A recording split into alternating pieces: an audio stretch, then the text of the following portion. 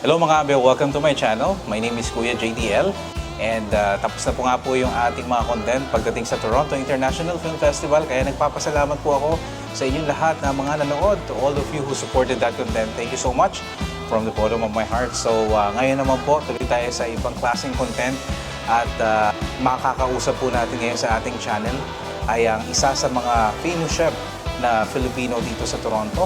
At kilalang-kilala po siya sa Filipino community. Walang iba, welcome to our channel, Chef Fred Oriel.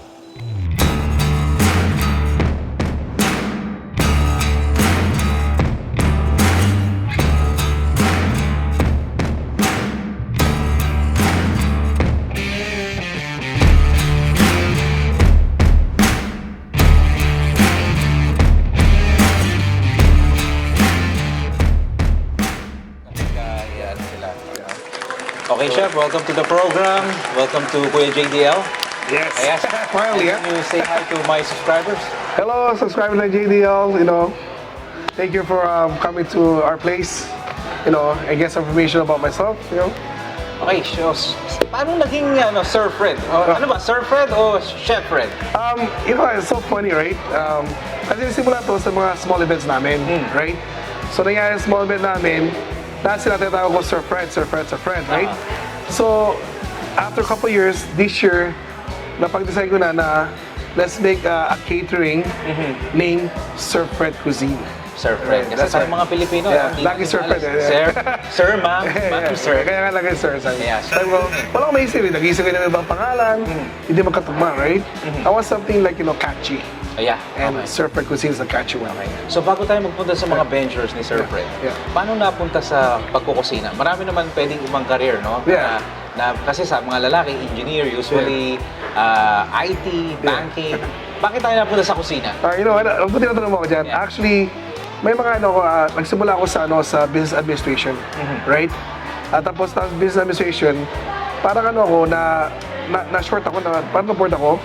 So I took hospitality tourism, right? Here in Canada, it's a college, right? Then after that, na-board na naman ako. Okay. So I took a 2 years program of culinary, right? And from that point, I love cooking. Dati pa ako nagluto, right? Pero yung nagtignan ko culinary, doon na talaga nahasa na ako. Talagang gusto ko pala magluto talaga, right? So after that, while I finished that all courses, nagtrabaho ako sa Sears Canada, IT. Okay, IT. Yeah. So Sears Canada, of course, great experience Sears Canada, I moved to hotel na. Okay. Kasi after hospitality tourism sa Centennial College, nag-co-op ako sa airport, Sheraton Gateway, sa airport number 3, as a front desk, then got promoted, pumunta ako sa IT din. Okay, IT. So naging IT ako ng hotel. Right? Best job, hotel. Yeah, so hotel, I program servers, mga ganun, also mga computers, also mga application ng mga Starwood hotels. So, kaya nag-ID ako. Then later on, pandemic nga, right? So, na-stop yung hotel ko. Then sabi ko, ano kaya pwedeng maging business pandemic? Nakita ko naman, nag-boom ang restaurant business, food business. Sabi ko, let's go in. Okay, so recently lang ito, like 4 years 2021, ago. 2021? Yeah, 2021. Okay. Sino inspiration mo to go in the... It's my dad. My dad's a chef at home. He loves cooking, right? Hindi ko pa rin makuha yung luto niya, right? Pag makuha ko man, di close. At least, I'm getting there, di ba? I'm getting there, yun lang. Pero talaga siya lang talaga parang, siya talaga master ko, right? So, when you said yung dad yung ano yung gustong-gustong niluluto sa inyo ng dad mo? Number one is dinuguan. Dinuguan. Yeah, I love dinuguan. Number two, yung mga yung mga dinakdakan niya, right? Tapos, marami pang iba. Ilocano dish? Ilocano dish. But that's from La Union, right? Oh, La Union. I was born in La Union. Okay. Yeah. Okay. So, mga taga La Union, shout out. Yeah, La Union boy. I was born in La Union, pero lumaki ako sa Maynila, sa Malate, right? And after a couple years, 1993, dito na pumunta. Okay. So yun na, alam na natin na pandemic. So, ano na yung mga, after nun, ano yung mga business ventures mo? Saan tayo nagsimula? So, sa pandemic, actually, I started with the Crane Express. Okay. I work with our small business MP, Richie Valdez. Okay, yeah. Right? And also the owner of Max Restaurant, Clyde Paces, and also the owner of Crane Express, and Battle Canada. So we work all together. Okay. We build the Crane Express sa Mississauga. After that, we all separate ways again. Tapos nangyari naman, kinausap ako ng kaibigan ko, si Jocelyn de los Reyes. Siya may-ari ng Golden Lechon sa Scarborough. Yes. Right, partnership with Frank, yung Chinese investor. Kasi gusto lang ng marketing. It's Scarborough in Brimley and Shepherd, right? Yes, yeah. Okay. After Bistro Manila. Yeah, Jace. Okay. Yeah. Jace. So anyways, tinawagan niya ako, sabi, Fred, I need someone to market the Golden Lechon. Okay. Sabi ko, sure, no problem. At that time, hindi pa ako sigurado sa business. Right? Sabi ko, marketing lang pala eh. Let's go for it, Yeah. right? So, minarket ko, nag-boom. Because you can see the progress naman, di ba? Yeah. How many lechon you order, everything, progress. Especially this season, right? Especially, pandemic. Yeah. Marami bumili lechon. For me, nasa bahay sila, bumili sa lechon, malakas sa business. Wow, Yeah. So, magandang marketing ko. So, naisip ko, summertime. Di ba, nirelease na nga, pwede na mag-invest sa labas na, Yeah. mag-bend sa labas. So, ang ginawa ko, kinausap ko sila, can I do events sa labas? Sa events na ako, doon lang Yeah. sa loob, sa loob. So, lahat ng events that summer, pinasuhan ko. Yes. Just to market the Golden Lechon. So, doon ako nakilala as Golden Boy. Yes. Because, lagi ka nasa Yeah. Manila, Dito eh. Fun Philippines. Everything. Taste Manila, Fun Mabuhay Philippines, Mabuhay Festival, Yeah. PhilFest, and also all extravaganzas, Yeah. So lahat doon, pinasukan ko talaga that year alone. Kaya nakilala ko as Golden Lechon, Okay, right? alright. So Manauta, they introduced me as Golden Lechon, right? Golden Hindi na Lechon. Fred eh. Yeah, Golden Lechon. Yeah, me too. Kasi very catchy. When I saw Golden Lechon, Yeah. ikaw yung picture Yeah. mo nakikita ko Yes, agad. all the time. Right. Yeah, all the Okay. time. So, Yeah. how about this food hall TO? Yeah. So, what is special? Kainan INC. Yeah. What So- is so special? How we started in Food Hall TO, nag-start kami sa Kainan na Inc., right? Yeah. So Kainan it's a formation of 12 chefs. Iba-iba kami, mga expertise namin. Yes. Tatlo na kami sa savory, the rest are all desserts, Yeah. right? Pero nga, pandemic, di ba? So Yeah. we have to make sure, talagang small group lang kami. Nag-umpisa kami small group sa Fun Philippines. Doon namin binuild lahat, right?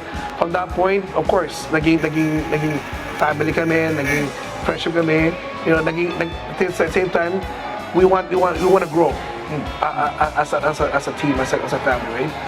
So first, inumpisa namin sa Food District, Mississauga, if you know Yeah. about that, right? Nandun kami last March, April, right? April. It was very successful, right? So sabi naman namin, we need to get our own store na, Yes. right? dito na papasok Great yun. opportunity, Food Hall TO, right? So sabi namin, great opportunity, let's grab it, di ba? Yes. Mainstream. Yes, Diba? nice. Mainstream, nice area. Usually, Also- Asian communities are That's here. correct. Yeah. Right? So mainstream, sabi naman, let's go for it, right? Wala naman maano sa atin if we don't try. Yeah. So yan, so here we are, Food Hall TO. Okay. So, alam mo, ko concentrate sa food TO, Yeah. as a food hall TO, Yeah. right? So, you can invite our YouTube subscribers here in Yeah. Toronto, Yeah. sa lahat ng mga bibisita to Yeah. invite us here. So if you guys in Toronto, come visit us, Food Hall TO, 5210 Yonge Street. Filipino, all favorites of Filipino dito, from kakanin to savory and all the stuff, like barbecue, inasal, palabok, pansit, lumpia, you name it, right? We offer here, and also some desserts, for example, puto, charcuterie, those kind of stuff. And offer that here in the And house. it's a nice Yeah. ambience, nice Yeah. tambayan. right? Absolutely, yeah, Yes. talaga, At madali lang puntahan, malapit sa subway station, right? North York North Civic York Center. Station, yeah. And in between North York and Finch Station. Yeah, absolutely. Okay, so Chef, alam mo, balita ko, papatikman mo daw kami ng isa sa mga special. Yes. Diba? So pupunta tayo sa kusina na. Yes, of course. Alright. Yeah. Ito na yung gusto ko. Yes. No? Ito na yung battleground. No? Yes. Okay. So ano bang ihanda mo sa amin? So, ang yan natin ngayon, yung talagang namin, finusion natin yung Filipino-Canadian. Yes. Right? So, we made it a lechon sisig poutine. So, sisig and poutine, kinumbay natin. Wow, pulutan yan eh. Of course, pulutan. Pulutan ng Pilipino, pati Canadian. Okay, yeah, I know. Right? So, ito ang gagawin natin ngayon. One specialty na. Alright, okay. This is actually sold in Woodbury Street. About, for the whole 2 weeks, we sold about 650 of them. 650 items. Pieces, Yeah. order. Wow. Wow. Kaya, number one namin talaga. Number one, bestseller. Bestseller, right? Okay. So the way we do it, as I'll show you, of course, di nawawala lechon, Lechon. right? Right? So did a special ingredients with that. We have mix of everything, right? Okay. So the main thing here, I'm not going to use the special here. No. Special sauce is soy sauce plus extra ingredients that we have here, Yeah. right? So basically, this is how you marinate them. The way we do it is, right? So we put lechon in here, right? Hindi naman. We want to make sure we mix it properly, right? Okay. So the way we use it here, we use the lechon head, right? Oh, kasi kasi mataba. mas mataba. Right? Mas mataba, mas masarap. Sarap. Right, perfect. Right, lechon head. Right, make sure it's hot. While that is warming up, that's right. I like use chopstick Yeah, yeah. para ma-mix mo talaga lahat. Right? Para lahat ng ano niya, salsa niya, malalanghap niya talaga lahat. Right? So this is a good portion for the poutine. Okay. It's up to you. You have an option. Either put oil or butter. Okay. Right? So for now, we're gonna use we're not gonna use the oil kasi mataba na yung Oh, ulo. yeah, right? yeah. Pero pag nag-crush kayo, pwede gumamit ng oil pati butter. Right? Malalaki nyo kaya sizzling kagad. Kasi why? Yung taba ng ulo, right, ng lechon, masyado mataba siya, right? Okay. Kaya sizzling kagad. Again, Ang ganda ng tunog, ah. of course, talagang sizzling, right? Yeah, yeah. While we're doing that, let's go drop the fries Fries, kagad okay. para anakan.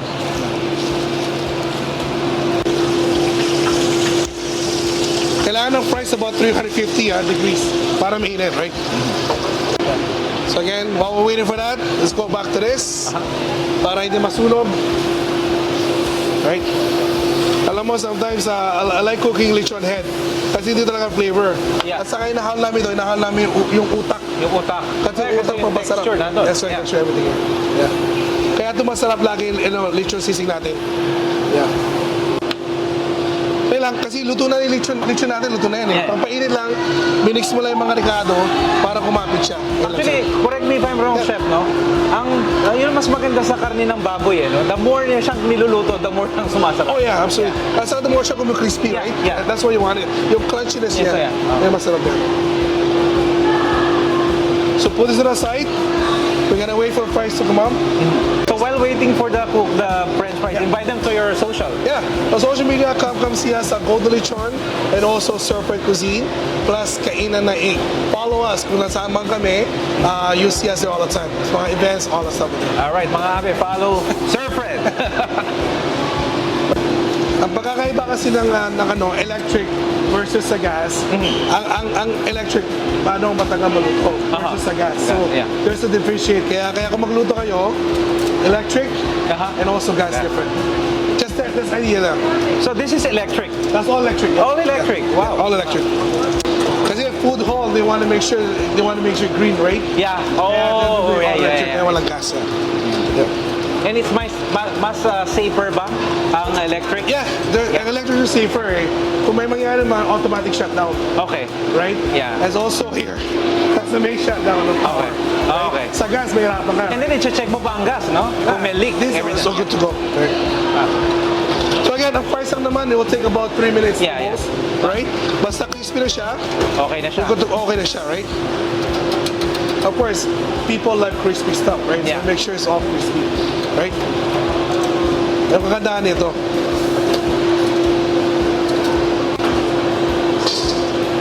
Right? Perfect. It's all crispy now, right? Wow. So let's assemble it now. Golden brown. Like yeah, the golden brown. That's what you Yeah. want, right? I'm gonna assemble it now. The way we assemble, all the time, right? Para makita nyo the way we assemble. Actually, din na para Okay, okay. As always, fries on the bottom.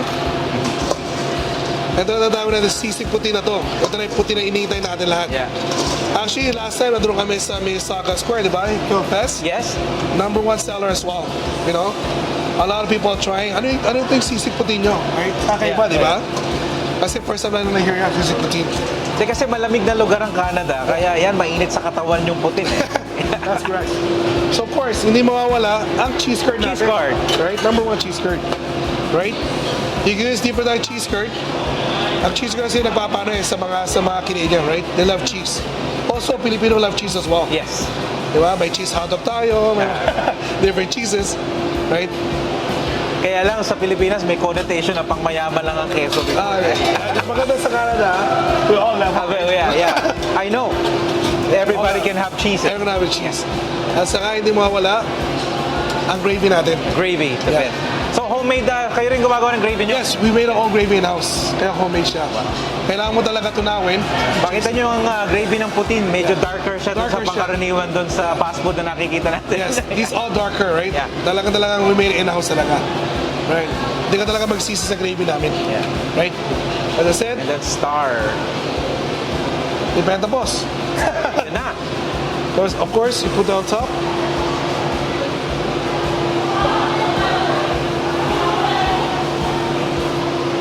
Right? Hindi mawala ang onions. Onions. Put onions there. Filipino loves onions. Put little onions. Right? There you go. That's your sisig poutine. Wow. Right? Have a taste, man. Siyempre, ako, first time ko matitikban to. Yeah. Ang haba kasi lagi ng pila sa food truck nila kapag may mga Filipino event. Chef, Yeah, please. Okay, Help us yeah. over. Baka aluin mo muna para matiman mo, right? Oh. So, iba rin yung timpla namin sa sisig namin. bango. Yeah. Kaya mainit ha, dahan-dahan. Pero mas kuha na tayo ng cheese curd, Yeah. tapos kuha tayo ng fries, tapos yung sisig. Bango. Savory, man. One of the best seller that we have. Oo, hindi Sir tayo pwede Francisco. mag-beer dito. Ay, pero masarap. Ay, chef, masarap. Kaya mainit, mahirap hawakan. Pero mas masarap siya habang mainit eh. Yes, absolutely. Okay. Chef, thank you so much. Thank you. Okay, so invite them again sa Yeah. food hall natin. Yeah, the food hall, we have different here. Also, Yeah. we have a lot of stuff for Filipino, all Filipino stuff. Meron pa kami adobo burger. You should come here to try the adobo burger. Yeah. Made it in-house. I made it from the scratch.